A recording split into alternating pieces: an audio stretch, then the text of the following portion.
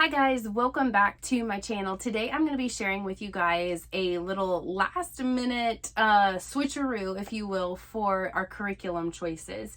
So this is particularly dealing with my second son. He will be going into the 5th grade, and this is more along the lines of what I am changing for his spelling. So let me back up and give you a little bit of backstory. One, this is what we had selected. We were just going to continue finishing with our spelling UC curriculum that we have used in the past. We did level C, and we were going to continue working with level D. What we're basically doing is putting that on hold, and let me explain why. So we will be going back to this. At least that's the plan for now.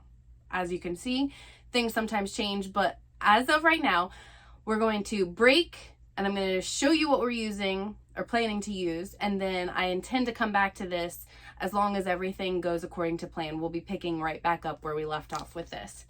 But let me back up and explain why.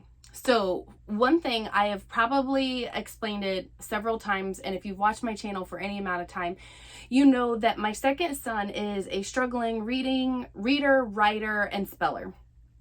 And so while I didn't necessarily think he, had, dyslexia or some formal, diagnosable condition where, learning difference, we just weren't sure. He was struggling. We couldn't necessarily pinpoint it. It wasn't completely consistent, but it was just some tendencies that we were noticing.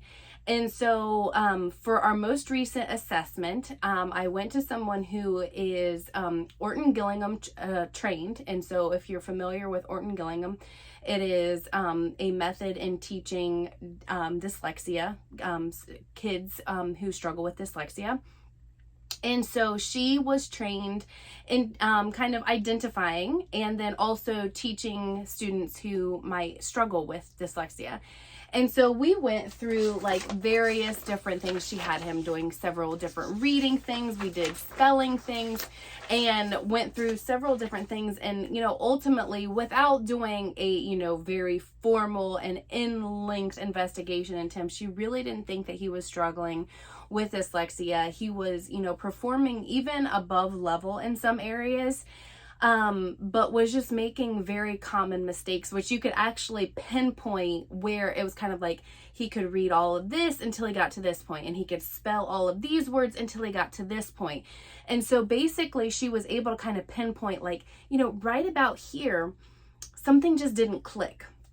And so she kind of was suggesting, maybe if you pushed the pause button and you go back and you kind of do a refresher or a remedial course to kind of instill some of these phonetic rules and, these spelling rules and, maybe some things that he maybe just developmentally was not ready for when I taught him, that maybe that would help as he continues on, because some of the rules really did click. But some of the rules, it was almost like they kind of went in ear, went out the other. And so, for example, one of the big ones, with like information, that shun sound, T-I-O-N, as an adult speller, we know when we hear shun, it's T-I-O-N.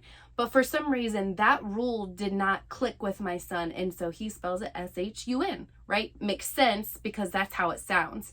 But for some reason, that rule just didn't click. And so her thought was, maybe when I taught him those, he just developmentally wasn't ready to handle that at that time.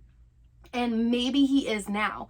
So it kind of takes me back. I don't know if I've ever shared this or not, but he's actually a young 5th grader. And if we were going by public school standards, he should actually be in 4th grade because he has a birthday that starts after the September deadline.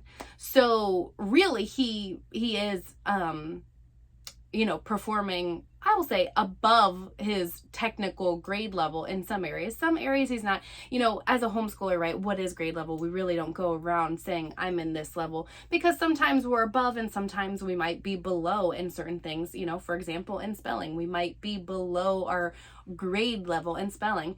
So to us, it's just a label that we tend to not really focus on in our homeschool of what grade level. I have them coached appropriately so that when someone asks them what grade level they are in, they know how to answer that. But they know that in our homeschool, it's really just, kind of like, oh yeah, whatever. Because sometimes we're above and sometimes we're below.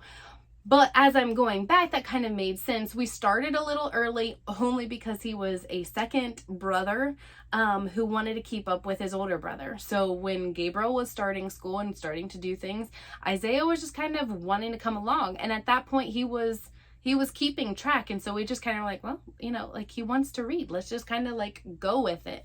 And so he did really well for a time. And it would appear that he, overall is doing very well. It's just that some of those rules did not click. So what her suggestion is go ahead, push pause on this, go back and do a remedial course.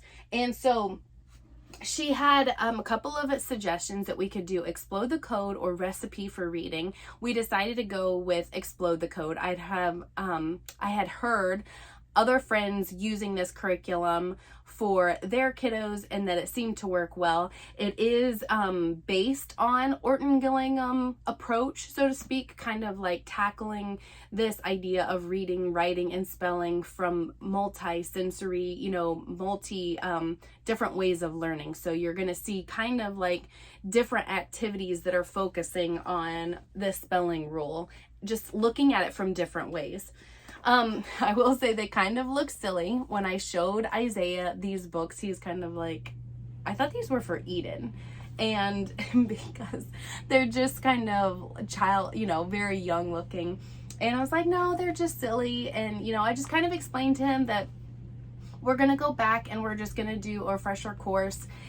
We decided to start with level 3. Honestly, I think some of this will be a review, but I'm hoping that because it's a different style, it's a different kind of book, that this might be a confidence builder, because he is going to know most of these rules in this level. So we did skip 1, 1.5, 2, and 2.5. But when you look in the book, and a lot of the books are the same, you're just going to see it's not, it's not colorful on the inside, but you've got lots of different activities where you've got the word, you're matching it with a picture. Here you are reading, writing, and circling the picture. So that's a different activity. Let's look at another one. So here is some more. You're kind of breaking the word into its parts. So sh, l. So you're kind of teaching them to break a word down into its most basic components. And I think that will be a good help for him to see all of those things, especially when you get into bigger words like information. Being able to kind of break it up and recognize those particular sounds that we know have a spelling, like tion makes the shun sound. And then this is some like reading. So here are some more activities right here: reading and being able to answer, and then writing the word on his own. So again, too, you can kind of look here and see the entire series and how it breaks it down per level.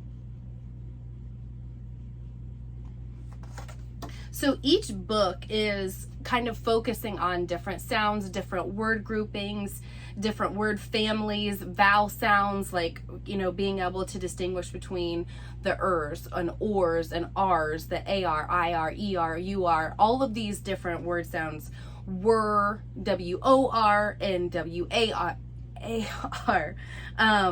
All of the E sounds, the EA, the EI, and all of the different sounds that sound the same. So each of the different diphthongs, all of those things, each book kind of has a different emphasis. And so it's kind of like a mastery. So he's not going to move on until he really gets it. And so he's really going to hammer in those rules before he moves on.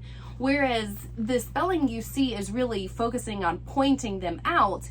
It's a lot all at once, right? You're focusing on all the vowel sounds and all the consonant chunks all at once.